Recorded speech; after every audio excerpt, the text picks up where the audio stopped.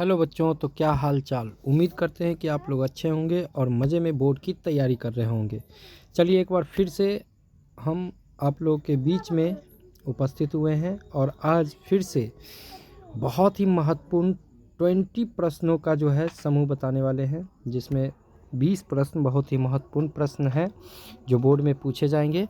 चलिए बिना समय गवाए हम अपने प्रश्न पे चलते हैं। पहला प्रश्न है हम लोगों का बच्चों कि एक बिंदु आवेश Q से r दूरी पर विद्युत विभव का मान होता है। ठीक है बच्चों, यहाँ पर एक बिंदु आवेश है Q जिससे r दूरी पर विद्युत विभव का मान बताना है। तो हम लोग को पता है बच्चों कि किसी बिंदु आवेश से r दूरी पर विद्युत विभव का मान यानी कि V बराबर होता है KQ/R। ठीक है बच्चों, ऐसा ऑप्शन जहाँ पर होगा ये ऑप्शन हमारा सही हो जाएगा। तो ऑप्शन ये हमारा एकदम करेक्ट है, KQ/R। चलिए नेक्स्ट प्रश्न की ओर आगे बढ़ते हैं। प्रश्न संख्या 2 है, विभव प्रवणता बराबर होता है। बहुत ही इम्पोर्टेंट क्वेश्चन है ये, कई बार एग्जाम में पूछे गए हैं। ये प्रश्न तो हर हाल में आएंगे ही आएंगे।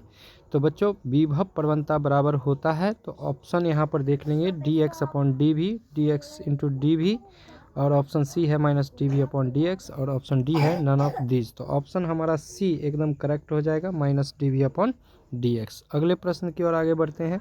प्रश्न संख्या 3 है कि विद्युत विभव बराबर होता है। विद्युत विभव यानी कि V बराबर क्या होता है, तो किया गया कार्य अपॉन में चार्ज।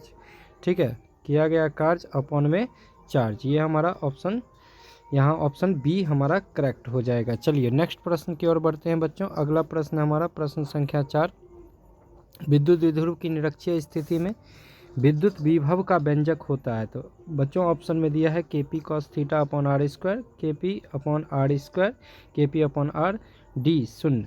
तो निरक्षीय स्थिति में बच्चों विद्युत विभव का जो व्यंजक होता है वो शून्य होता है। ठीक है, निरक्षीय स्थिति में विद्युत विभव पूछा जा रहा है बच्चों, तो निरक्षीय स्थिति में विद्युत विभव शून्य होता है। चलिए नेक्स्ट प्रश्न की ओर बढ़ते हैं बच्चों। अगला प्रश्न है, एक फैराड बराबर होता है। ऑप्शन ए है एक कूलम वोल्ट, 1 कूलम प्रति वोल्ट, 1 कूलम प्रति volt square, 1 coulomb volt square. तो क्या हो जाएगा बच्चों, ऑप्शन बी हमारा करेक्ट हो जाएगा, 1 कूलम प्रति वोल्ट। चलिए नेक्स्ट प्रश्न की ओर बढ़ते हैं। एक समांतर प्लेट संधारित्र की धारिता कौन सही है। इसमें से बताना है कि कौन सा जो है व्यंजक समांतर प्लेट संधारित्र की धारिता के लिए है। तो बच्चों ऑप्शन ए ही हमारा करेक्ट हो जाएगा, यही होता है ε0 × A/d, ये होता है समांतर प्लेट संधारित्र की धारिता। चलिए नेक्स्ट प्रश्न की ओर आगे बढ़ते हैं बच्चों। अगला प्रश्न है प्रश्न संख्या 7, आवेशी संधारित्र पर संग्राहक और संघनक प्लेटों के आवेश का योग होता है।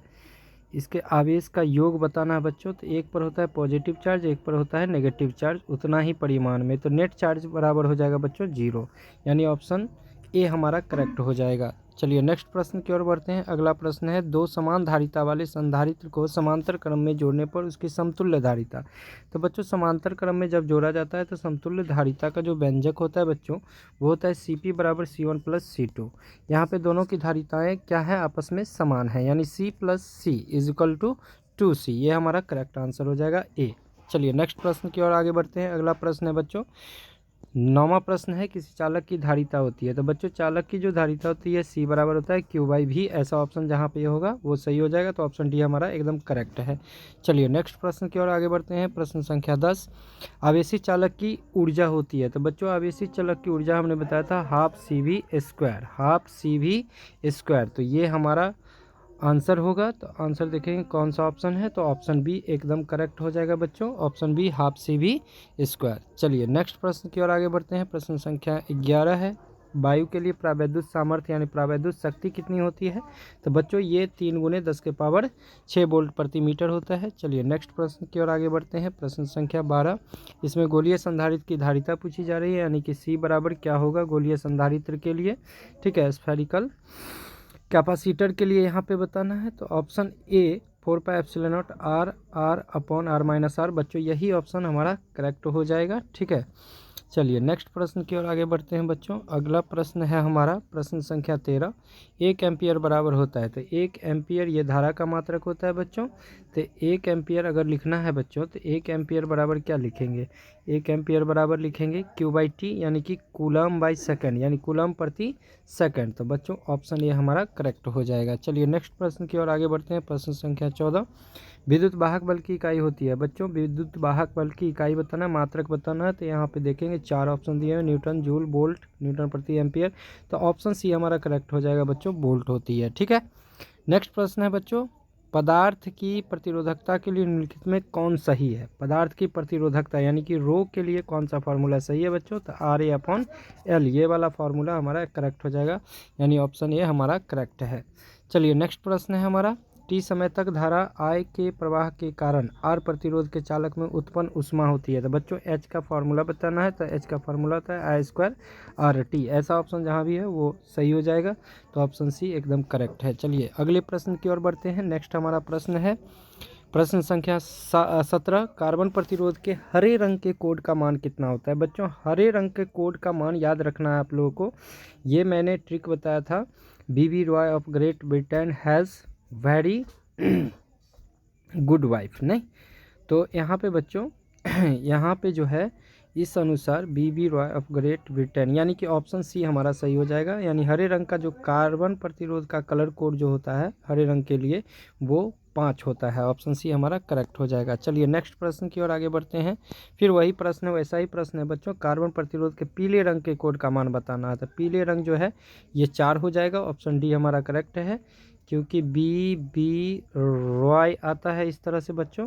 इसके लिए 0, इसके लिए 1, इसके लिए 2, इसके लिए 3, इसके लिए 4। तो कार्बन प्रतिरोध का कलर कोड यहाँ पे पीले रंग के लिए 4 हो जाएगा। चलिए नेक्स्ट प्रश्न की ओर आगे बढ़ते हैं। अगला प्रश्न है 9। विद्युत का सबसे अच्छा चालक। बच्चों ये बहुत ही आसान सा प्रश्न है और इस प्रश्न का उत्तर सभी जानते भी होंगे। सब विद्युत का सबसे अच्छा चालक कौन है? तो ये ऑप्शन ए चांदी सही हो जाएगा। चलिए नेक्स्ट प्रश्न, आखिरी प्रश्न है बच्चों। एम्पियर घंटा किसका मात्रक होता है? बच्चों ये किसी ऐसे राशि का व्यवहारिक मात्रक होता है, यानी इसका व्यवहारिक मात्रक और व्यापारिक मात्रक भी कहा जाता है। ठीक है बच्चों, तो यहाँ पर एम्पियर घंटा आवेश का मात्रक हो जाएगा। ठीक है बच्चों, तो ऑप्शन बी हमारा एकदम करेक्ट है। आई होप कि आप लोगों को अच्छे से समझ में आया होगा।